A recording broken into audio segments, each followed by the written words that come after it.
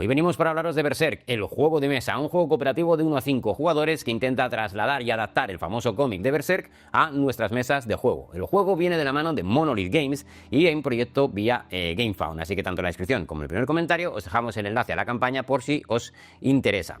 Hoy vamos a ver los puntos clave del juego, aquellas puntos o características que hacen el juego lo que es, ¿vale? Para que podáis haceros una idea más o menos aproximada de cómo puede ser y cómo va a ser este Berserk. Si queréis más de Berserk, ya sea ver un unboxing o una partida en funcionamiento, os dejamos aquí la lista de reproducción con todo el contenido. Y ahora, para empezar, lo primero que tenemos que hacer es hablaros de las cartas de acción. Aquí tenemos las cartas de acción de, bueno, pues el protagonista de Berserk. Y las hemos dividido en 3 filas distintas. Estas son las básicas, estas son las mejoras que han llamado A y estas son las mejoras que han llamado B. Nuestra campaña va a empezar con solo 6 cartas que serán de la 1 a las 6 básicas, ¿vale? Y a función, según vayamos avanzando, nos irá diciendo que añadamos la 7, la 8 o que incluso podamos mejorar cartas. Si vamos a jugar una aventura en formato standalone, ¿vale? La propia aventura nos dirá, oye, pues tienes que tener tal número de cartas y tantas mejoras, ¿vale? Tened en cuenta, a la hora de mejorar las cartas, las B no significa que sean mejores que las A, ¿vale? Son diferentes, ¿vale? Son diferentes configuraciones u opciones sobre la misma temática, ¿vale? Y hay que tener también en cuenta el grupo con el que estás jugando, ¿vale? Me refiero a los personajes. Por ejemplo, ¿vale? La carta 2 de Woods nos dice... Bueno, pues nos da un dado amarillo, 3 de movimiento, 1 de defensa y esto de aquí básicamente nos dice que nos podemos curar, ¿vale? Tirando un dado amarillo, ¿vale? ¿Queremos mejorar esta carta? Bueno, pues depende. Si por ejemplo tenemos en nuestro grupo un personaje que puede curar, quizás no sea la mejor opción tirar por mejorar esta carta, pero si en nuestro grupo no tenemos ningún personaje que cure, pues quizás sea una buena opción mejorar esta carta para poder curarnos, ¿vale? Y por seguir con el ejemplo, pues vamos a ver la 2A y la 2B. ¿Vale? Como veis son variantes de la misma temática, ¿vale? Nos dan todas el mismo movimiento, igual que la básica. La defensa, por ejemplo, cambia. Las dos mejoran el dado, pero aquí, como veis, pues esta te permite tirar un dado rojo para curarte, pero esta te permite tirar un dado amarillo. La diferencia es que aquí lo puedes hacer si tu pool de dados es de 4 o menos, ¿vale? Si tu pool de dados es de 4 dados o menos, puedes intentar curarte. Sin embargo, para tirar el dado rojo que hace aquí, necesitas que tu pool de dados sea de 3 dados o menos, ¿vale? Por lo tanto es más restrictivo. ¿Por qué? Porque tú te vas a poder curar más, pero evidentemente tu ataque, ¿vale? Vas a tirar menos dados. Entonces, bueno, tienes que ver, a ver, ¿vale? Qué opción es la que más te gusta. Te digo, no es una mejor que otra o una más potente que otra, sino que, bueno, quizás en función de tu estilo de juego y en función de las características del grupo que estáis llevando, ¿vale? De los distintos personajes, pues puede ser mejor opción una que otra, ¿vale? Pero también depende un poco de cómo queráis vosotros jugar con los personajes y lo que queráis hacer. Así que esto es bastante, como veis, configurable y además tiene la, por así decir, la gracia de que dos personas diferentes, dos jugadores diferentes jugando con el mismo personaje seguramente mejoren las cartas de forma distinta, haciendo que sus personajes sean un poquito diferentes. Una vez que conocemos un poco las cartas de acción y cómo funciona esto de mejorarlas y demás, vamos a hablar de la ronda, ¿vale? El juego se juega, pues, valga la redundancia, en sucesivas rondas, hasta que alcancemos ya sea la victoria o la derrota. La victoria, probablemente cada aventura nos va a especificar qué condiciones tenemos que alcanzar para la victoria, o incluso puede ser que las descubramos según vamos avanzando en la propia aventura y que de momento al principio no lo sepamos. Según vayamos avanzando, pues acabamos descubriendo cómo se puede alcanzar la victoria o superar el escenario. Las condiciones de derrota, bueno, pues si todos los personajes quedan caos, pues perdemos el escenario. Berserk tiene una campaña de 11 aventuras, que podemos jugarlas evidentemente como una campaña para seguir la historia, o podemos jugar los escenarios de forma suelta, es decir, yo puedo elegir jugar el escenario 7. Cada aventura, cada escenario nos va a especificar las condiciones de cómo preparar a nuestros personajes, ya sea si estamos jugando en el modo campaña o si lo jugamos a jugar en formato standalone, esa aventura suelta de por sí. Como digo, va por rondas y cada ronda tiene 4 fases bien diferenciadas. Primero la fase del turno de jugador, fase de turno de enemigos, fase de eventos y fase de mantenimiento. Así que vamos a empezar por la primera de ellas para que veáis los puntos clave de la fase del turno de jugadores. Bien, vamos con el turno de jugadores y empezamos por la fase de planificación. Esta fase la resolvemos todos los jugadores a la vez. Consiste en que cogemos todas nuestras cartas, ¿vale? Todas las cartas con las que empezamos las tenemos disponibles y tenemos que elegir qué cartas y cuántas cartas jugar. Evidentemente esto lo tenemos que hacer en función, uno, de lo que queramos hacer como equipo, es decir, a ver, pues queremos hacer esto, queremos hacer lo otro, y ver, por así decir, qué tarea queremos que realice cada personaje. Y en función de eso, pues intentar elegir las cartas que mejor nos vengan para hacer aquello que queremos hacer. ¿Vale? De forma resumida, imaginaros que yo voy a jugar, pues yo qué sé, estas 2 cartas, por ejemplo, y esto lo que haces es apilar las cartas, ¿vale? Por ejemplo, las apilas de esta manera. Y estas son las cartas que tú estás jugando. Esto significa que para atacar, que es el símbolo del puñal, tenemos 2 dados rojos y 1 morado. Entonces mi reserva de dados pues será evidentemente esa. Si ataco, estos serán los dados que tiraré. Tenemos en total una de movimiento y 2 de defensa. Y el texto de la carta que queda arriba, ¿vale? Este efecto es el efecto que podemos resolver. Por lo tanto, jugar estas 2 cartas en esta posición nos dará estas estadísticas con este efecto. Pero si yo juego así, nos va a dar las mismas estadísticas, pero con un efecto diferente, ¿vale? Tenemos que ver a ver qué carta queremos dejar arriba para a ver qué efecto resolver. Podemos jugar una carta que nos va a dar 0 de fatiga, podemos jugar 2 cartas que nos va a dar 2 de fatiga, o incluso hasta 3 cartas que nos van a provocar 4 de fatiga. ¿Vale? Para jugar cartas, ¿vale? Como veis, la mecánica en sí es sencilla. La dificultad está en tomar las decisiones, ¿vale? Porque daros cuenta que tenéis que elegir o calcular, ¿vale? O prever qué es lo que vais a usar, ¿vale? Porque tenéis que ser conscientes de la reserva de dados que voy a generar con las cartas que quiero jugar, cuánto movimiento me van a dar las cartas, qué defensa voy a tener y qué efecto quiero que se aplique, ¿vale? Por lo tanto, tenéis que tener en cuenta todo esto. La verdad es que las primeras veces a lo mejor puede...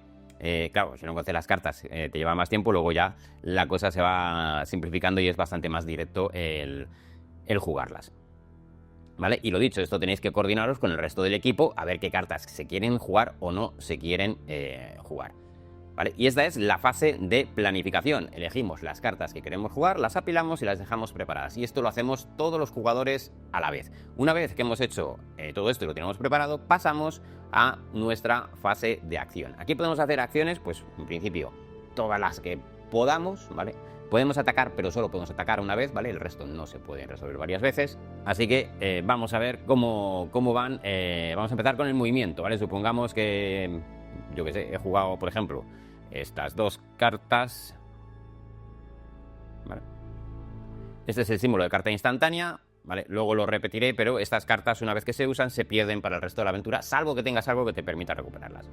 Venga, pues si yo he jugado estas cartas, tengo 3 puntos de movimiento, así que pues voy a mover a mi personaje. ¿Cómo nos movemos? Bueno, pues es muy fácil. Vas entrando en una casilla adicional, un punto de movimiento, otro punto de movimiento y otro punto de movimiento. 3 puntos de movimiento, ¿vale? Las zonas que tienen este borde blanco remarcado, ¿vale? Es terreno bajo, ¿vale? Que obstruye el movimiento. Y las zonas que tienen este borde rojo marcado son terreno alto, ¿vale? Por ejemplo, árboles o paredes o lo que sea, que también impiden el movimiento. Por lo tanto, no podemos entrar, ¿vale? En este tipo de casillas con nuestros personajes. Otra cosa, no podemos atravesar casillas que contengan otras miniaturas, ¿vale? Da igual que sean aliados o no, ¿vale? No podemos pasar, así que tenemos que bordearlos en ese caso. Y el movimiento es más o menos así de sencillo, ¿vale? En el caso de los monstruos tiene alguna peculiaridad, pero lo vamos a ver cuando lleguemos a la activación de los monstruos. Y así resolveríamos nuestro movimiento. Podemos interrumpir nuestro movimiento, es decir, yo puedo hacer, por ejemplo, 1, 2, ataco a este personaje y luego me muevo una porque tenía 3 puntos de movimiento, ¿vale? Así de sencillo. Otra cosa que podemos hacer es interactuar con tokens que haya en el tablero. Puede haber tokens de táctica, tokens de interacción, ¿vale? Voy a poner este genérico boca abajo para representar cualquier tipo de estos tokens. Si yo acabo encima, ¿vale? Bueno, no tengo por qué acabar, ¿vale? Imaginaros que estoy aquí, tengo 3 puntos de movimiento, hago 1, 2, ¿vale? Yo puedo interactuar con ese token, pasará lo que sea, a lo mejor tengo que leer una carta de evento, una carta de táctica, lo que sea que nos indique la aventura y demás. Y después de haber hecho eso, puedo continuar mi movimiento, ¿vale? Y luego podría atacar, ¿vale? Si aquí hubiera, imaginaros, ¿vale? Vamos a poner otro token aquí.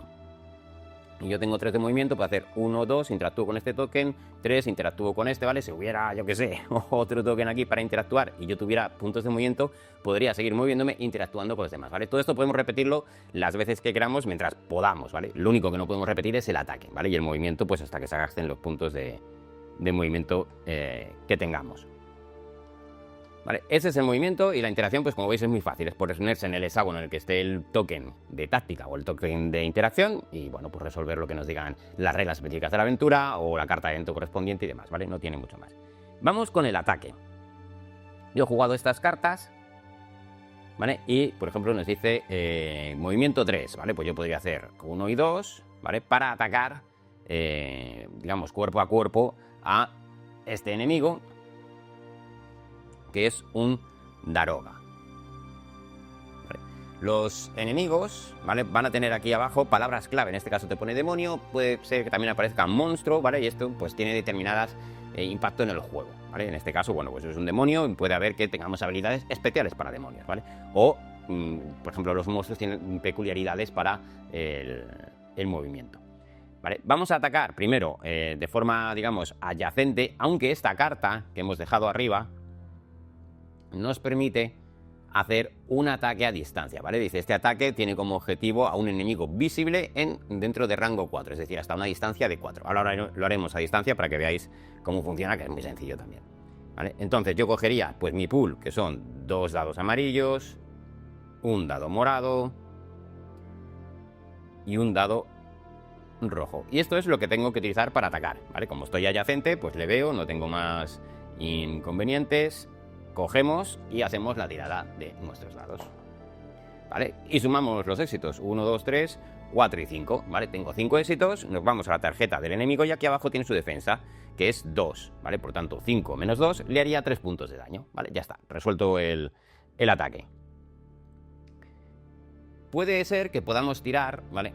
Dado naranja o dado gris, ¿vale? Y estos dados son, vamos a decir, no es que sean especiales, pero permiten asignar estados a nuestros enemigos, ¿vale? Esto es igual, si tuviéramos una carta que nos permite tirar estos dados, los añadimos a la reserva y los tiramos. Si jugando un dado naranja sacamos, por ejemplo, esta cara, ¿vale? Serían 3 éxitos y sangrado, ¿vale? O hemorragia, no sé cómo lo traducirán, ¿vale? 2 éxitos, 2 éxitos. Esta, por ejemplo, solo tiene el sangrado o la hemorragia, ¿vale? Y esto, bueno, pues si sucede y hacemos daño, es decir, si nuestro ataque supera la defensa de nuestro enemigo y además hemos sacado este símbolo de este estado, ¿vale? Pues le colocaríamos un token de sangrado o hemorragia a nuestro enemigo, ¿vale? Lo vamos a poner en la tarjeta o se lo podemos poner en el tablero si queremos, ¿vale? Ahí como ya os apañéis mejor vosotros. Con el dado gris sucede algo parecido, pero en lugar de sangrado tenemos el efecto del aturdido. Igual, si hacemos daño, si nuestro ataque supera las defensas, pues le vamos a colocar pues un token de aturdido. Y estos tokens, estos estados son acumulativos, es decir, si yo volviera a atacar y vuelvo a sacar otro sangrado, le puedo colocar otro de sangrado. Y con el aturdido lo mismo, si ataco y le hago daño y he sacado el símbolo de aturdido, pues le podría poner otro más de aturdido. Vamos a ver qué es lo que hacen estos dos estados. Vale, el sangrado, ¿vale? Sobre los enemigos, al final del turno de enemigos va a sufrir 2 heridas por cada token de sangrado que tenga. En este caso, cuando llegara al final del turno enemigo, va a sufrir 2 y 2, 4, ¿vale? Son heridas directas, esto no lo puede evitar el enemigo de ninguna manera y sería daño que recibe.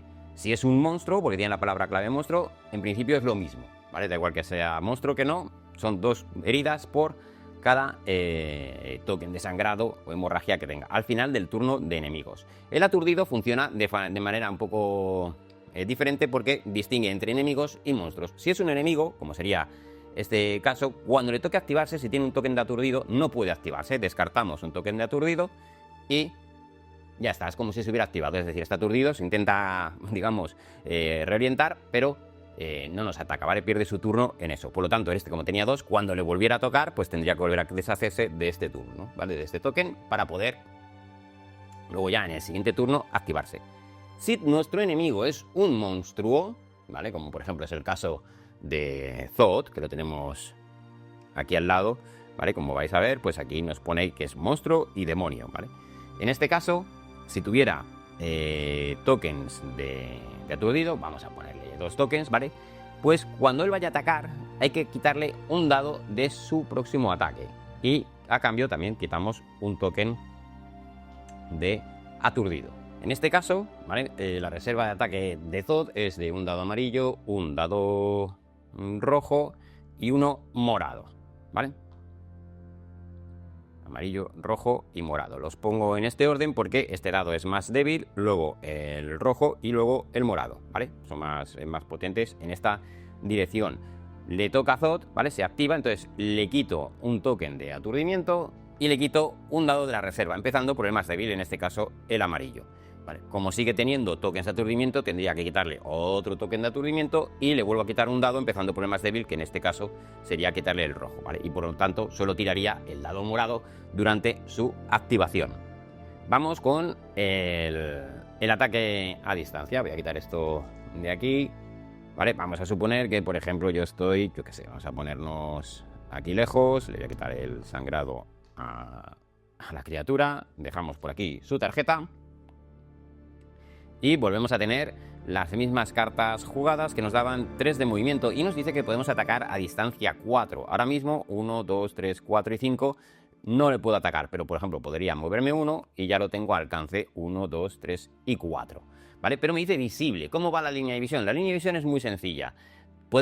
Tenemos que poder trazar una línea recta imaginaria desde cualquier vértice del hexágono de la casilla objetivo hasta cualquier vértice del hexágono objetivo, ¿vale? Es decir, desde donde estamos nosotros, una línea imaginaria desde cualquier vértice a cualquier vértice del hexágono objetivo. Si esa línea, ¿vale?, atraviesa una zona, ¿vale?, como esta, que tiene los bordes rojos, pues no tenemos línea de visión, ¿vale? Las zonas blancas no bloquean la línea de visión.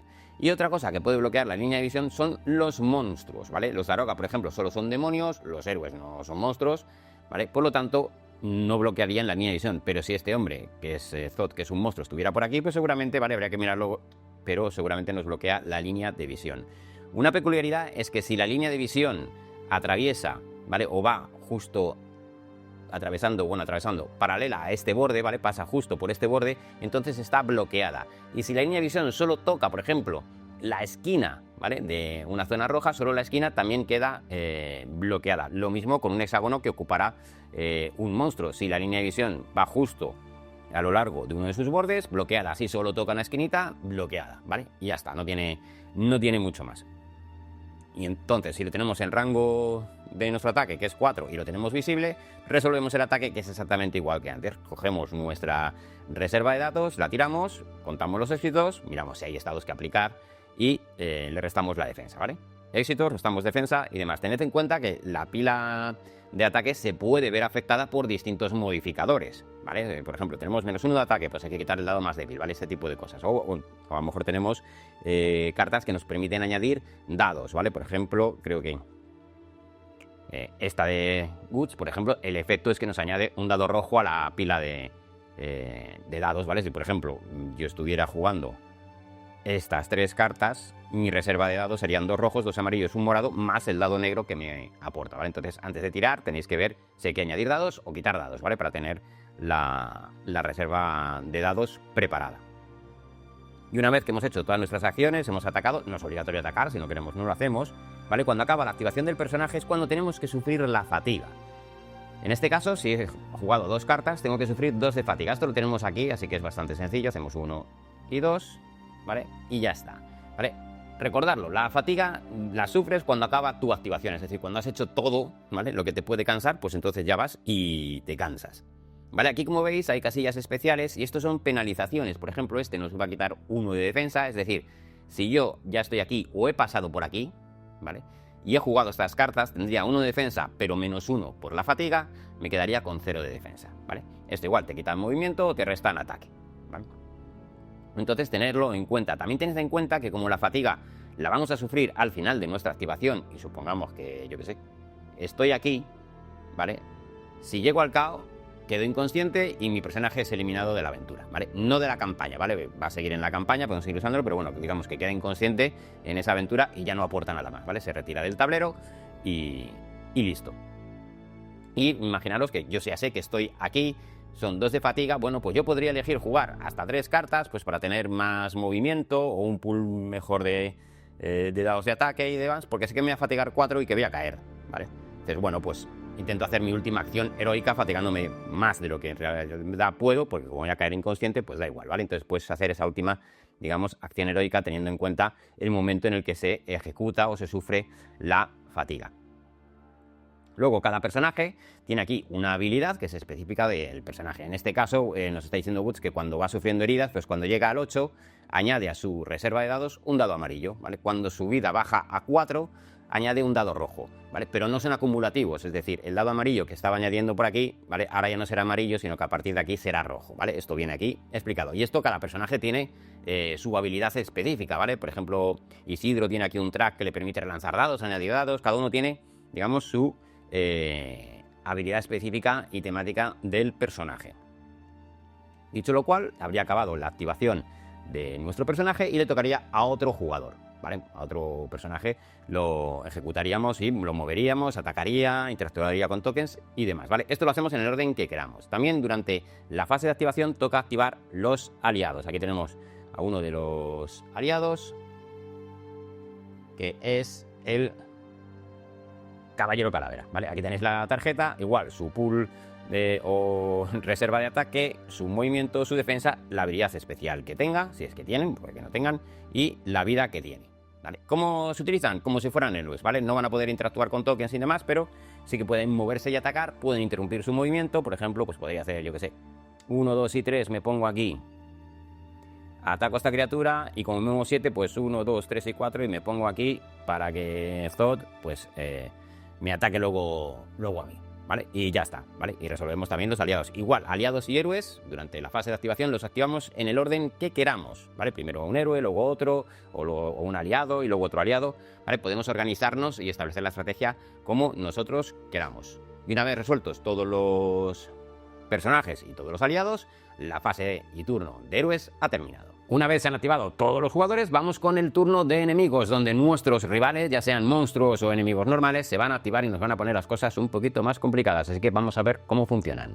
Vamos con el turno de enemigos, vamos a poner por aquí la tarjeta de los dos enemigos que tenemos como ejemplo, el Daroga y Zod, ¿vale? Porque uno es monstruo y otro no, y tiene alguna pequeña diferencia.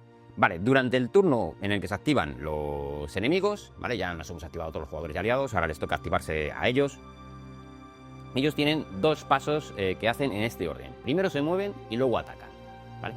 Se van a mover siempre para poder atacar, ¿vale? Es decir, si atacan adyacente, pues para ponerse adyacente a un aliado o a un personaje y atacarle, ¿vale? O si atacan a distancia, en cuanto le tengan a rango y tengan a alguien a rango invisible, pues se paran y atacarían, ¿vale? Entonces, vamos a suponer que vamos a activar al Daroga, que el Daroga tiene, por ejemplo, movimiento 3. ¿A por quién iría? ¿Vale? Tiene aquí un aliado y aquí tiene a Woods, que es un personaje. En principio van a ir a por el más cercano, así que contamos, ¿vale? Para contar el alcance al que están, ¿vale? Se cuentan como si nos estuviéramos moviendo. Entonces, pues 1, 2, 3 y 4... 1, 2, 3 y 4, ¿vale? Así que en esta situación está el empate. En caso de empate van a ir siempre hacia el que tenga defensa más baja. En este caso, la defensa del personaje va a depender de las cartas que hemos jugado. En este caso, 1, siempre y cuando pues estuviéramos fatigados antes de 22, ¿vale? Porque 22 nos baja, no, antes del 9 que nos baja la defensa. Entonces, si nuestra fatiga está por aquí, ¿vale? La defensa en este caso concreto sería de 1. Si ya estamos por aquí, pues la defensa en concreto de Woods sería 0. ¿Vale? Entonces, bueno, ellos en igualdad de condiciones van a ir a por el que tenga menos defensa. En este caso, este ejemplo, Woods tiene 1 y el soldado de la calavera, el caballero de la calavera, tiene 4. Por lo tanto, se irá hacia Woods para atacarle. ¿Cuánto se mueve? 3. Pues 1, 2 y 3. Se pone adyacente porque esta criatura, el Daroga, ataca de forma adyacente, no tiene ataque a distancia. ¿Vale? El movimiento de los monstruos es, bueno, de los enemigos es prácticamente igual que el de los personajes que hemos contado, pero tiene alguna pequeña variación en función de si son monstruos o no son monstruos, ¿vale? Supongamos que voy a poner cuánto se mueve Zod, se mueve 5. Voy a poner el Daroga aquí, ¿vale? Zod es monstruo y se mueve 5. 1, 2, 3, 4 y 5, ¿vale? Supongamos que él tiene que acabar su movimiento aquí porque, ¿vale? Se tiene que acercar y bueno, va a ir por ahí, ¿vale? Hacemos 1, 2, 3, 4, ¿vale? Y hemos dicho que no podemos ocupar la casilla ni pasar por la casilla que ocupa, digamos, otra miniatura. Pero en este caso sí, porque Zod es monstruo y el Daroga no. Por lo tanto, este se verá empujado, lo pondremos en una casilla adyacente que esté vacía, ¿vale? Si hubiera varias, pues elegimos la que creamos nosotros conveniente y entonces se mueve. Pero al revés, si el Daroga está aquí 1, 2 y 3, y tiene que acabar, o queremos que acabe aquí, ¿vale? Va a hacer 1, 2, ¿vale? Pero como él no es monstruo, ¿vale? Y Zod sí no puede moverle, por lo tanto su movimiento va a acabar aquí, ¿vale?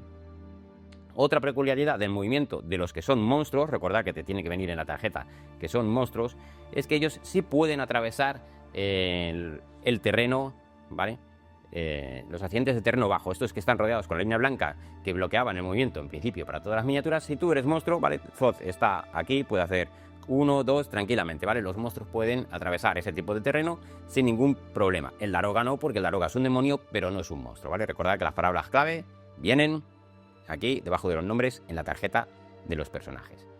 Así que se mueven y atacan, ¿vale? Si por lo que fuera, imaginaros que voy a poner el Daroga creo que aquí, se mueve 3, 1, 2, 3, 4 y 5, 1, 2, 3, 4 y 5, igualdad de condiciones, en este ejemplo va a ir hacia Woods 1, 2 y 3, no llega, no puede atacar porque no ataca a distancia, pues ya está, acabaría su activación, ¿vale? ¿Cómo va el ataque de los enemigos? Bueno, pues si el ataque del enemigo tiene que ser adyacente, en este caso el Daroga tiraría 2 dados rojos. Hay que tener en cuenta las habilidades y capacidades de las criaturas, porque esto puede modificar la cantidad de dados que tiran, ¿vale? Por ejemplo, vamos a poner a Zod, más o menos si lo ponemos aquí, ¿vale? Daroga tiraría 2 dados rojos, pero aquí nos dice que si Daroga está a alcance 4 de Zod, están a 1, 2 y 3, ¿vale? Va a añadir un dado rojo a su pila o su reserva de ataque. Por lo tanto, en este caso concreto, tiraría 3. Si Zod estuviera, por ejemplo, aquí, tiraría solo 2, ¿vale? Y esto se resuelve de forma similar. Cogemos en este caso 3 dados rojos, los lanzamos, sumamos los éxitos, ¿vale? En este caso va a ser una tirada muy flojita, serían 2 éxitos, restamos la defensa de nuestro personaje, que en este caso es 1, y sufriría una herida. Bajamos el track 1 punto, ¿vale? Ni que decir tiene que si la vida llega a 0, pues este personaje queda también KO y fuera de la partida, ¿vale? Si la criatura ataca a distancia, pues se resuelve igual, ¿vale? Simplemente que tendrá que tenerlo visible, aplicando la regla de la línea de visión que hemos visto, y siempre y cuando el ataque, o sea, el objetivo esté dentro del rango que nos indica el ataque. ¿Qué pasa, ¿vale? Si una criatura, pues, nos ataca y nos inflige a nosotros, venga, pues, un sangrado, ¿vale? Y un azurdido. Esto sucederá igual, porque esa criatura ha lanzado dados naranjas o dados grises, ha conseguido sacar el símbolo del estado correspondiente, ¿vale? Y además, durante el ataque nos ha hecho daño, supera nuestra defensa, nos ha hecho daño, entonces aplicaríamos estos estados. En el caso de los héroes y los aliados, funciona de forma distinta si somos monstruos, ¿vale? O enemigos. El token de sangrado, si somos un héroe, ¿vale? Vamos a recibir -1 de salud al final del turno del héroe, ¿vale? Cuando llegue el final del turno de héroe, es decir, la fase en la que nos activamos todos y al final, si tenemos sangrado, pues venga, va, 1 punto menos de vida. Si somos un aliado, ¿vale? Pues va a recibir una herida también, ¿vale? Al final del turno de los héroes. Si tenemos en el tablero algún personaje que permite curar, ¿vale? Algún héroe que puede curar salud a otro personaje, puede elegir intentar, por ejemplo, en este caso, curar a Guts, ¿vale? Y en lugar de curarle 1 punto de vida o 2 puntos de vida o lo que sea, por cada punto de vida que cure puede quitar, ¿vale? Un token de sangrado. Por ejemplo, si tiene curación 1, pues, y tiene a Guts y cumple todos los requisitos que nos indique la carta, pues quitamos esto y ya está, ¿vale? Si tuviera curación 2, podemos quitarle este y además curarle 1, por ejemplo, ¿vale? Y en cuanto al aturdido, ¿vale? Cuando lo toque a un héroe, si yo estoy aturdido y mi reserva de dados es 2 amarillos, 1 rojo y 1 morado, ¿vale? Tengo que quitarme el aturdido y descarto un dado de la reserva de dados, empezando por el dado, ¿vale? Más débil, ¿vale? Y ya podría proceder a mi ataque. En el caso de que el aturdido sea un aliado, pues va a ser como los enemigos normales y corrientes. Cuando le toque activarle, cuando le vayamos a activar, no se va a activar, ¿vale? Simplemente le quitamos el token de aturdido y pasaríamos al siguiente personaje o aliado que fuéramos a activar, o si era el último, pues acabaría entonces el turno de héroes. Y listo, ¿vale? Con esto tenemos una perspectiva de cómo va el turno de los enemigos. A continuación vendrá la fase de eventos, que en sí es bastante sencilla, consiste en, digamos, resolver los puntos que apliquen de las cartas de evento que estén en el juego. Vamos a verlo con un poquito de detalle. Vale, tengo aquí pues las cartas de evento del escenario 6. Como veis, tienen el número del escenario y tienen una letra, ¿vale? Para colocarlas en orden alfabético. Al principio de la aventura siempre hay que coger la primera carta de evento, darle la vuelta, leerla y tenerla ya, digamos, en juego. Cuando llegamos a la fase de evento tenemos que ver entre todas las cartas que tengamos en juego, bueno, pues qué condiciones se han cumplido para resolverlas. Por ejemplo, ¿vale? Aquí nos dice que durante la fase de evento del turno 1 revelemos la carta 6B. Bueno, pues cuando llegáramos a ese momento, ¿vale?, habrá que resolver esa carta. Puede haber otras que nos digan, por ejemplo, si hemos matado a Zod, pues revelamos la carta 6F. Entonces, cuando llega la fase de eventos, tenemos que revisar las cartas que tengamos en juego de eventos en orden alfabético, ¿vale? Por ejemplo, esta es la 6A,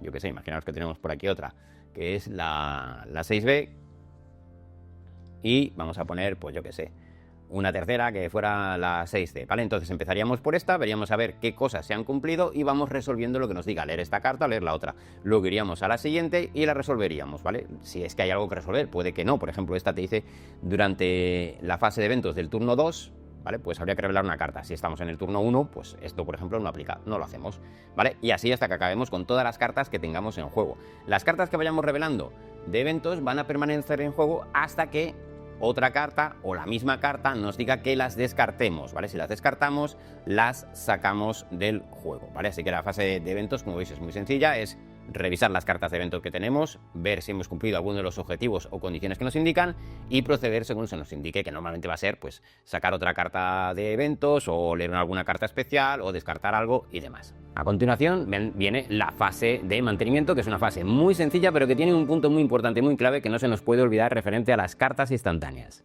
Llegamos a la fase de mantenimiento, que es bastante sencillo. Aquí aumentamos nuestro track en la ronda y atentos aquí, recuperamos las cartas que hemos jugado. En principio cogeríamos todas nuestras cartas y volverían, digamos, a nuestra mano y estarían disponibles todas ellas para el siguiente turno. Pero si hemos jugado una carta de este tipo, ¿vale?, de estas que tienen rayo, que son cartas instantáneas, y da igual que yo la haya jugado, vamos a poner, ¿vale?, 3 cartas, ¿vale?, por ejemplo, da igual que la haya dejado como la que está en la parte de arriba para resolver su efecto, como si la ha jugado en medio, como si la he puesto abajo, ¿vale? En el momento en el que yo juego una carta instantánea, cuando llega la fase de mantenimiento, esta carta sale de la aventura, ¿vale? La sacamos, la dejamos aparte y no la vamos a tener disponible para el resto de la aventura. Salvo que tengamos alguna habilidad de un personaje o alguna carta en específico que nos permita recuperar esas cartas. Por ejemplo, Isidro, ¿vale?, tiene cartas instantáneas y tiene una carta que le permite recuperar las cartas instantáneas que ha, digamos, perdido hasta ese momento, ¿vale? Pero en principio las cartas instantáneas en la fase de mantenimiento se sacan de la aventura y no las vuelves a tener disponibles durante la aventura. Si continúas en la campaña, evidentemente al preparar tu mazo de cartas, pues esta carta la vuelves a tener disponible. Y ahora no te pierdas nada de Berserk y suscríbete al canal. Los discípulos de Armitage en la mesa de batalla con espadas y pergas.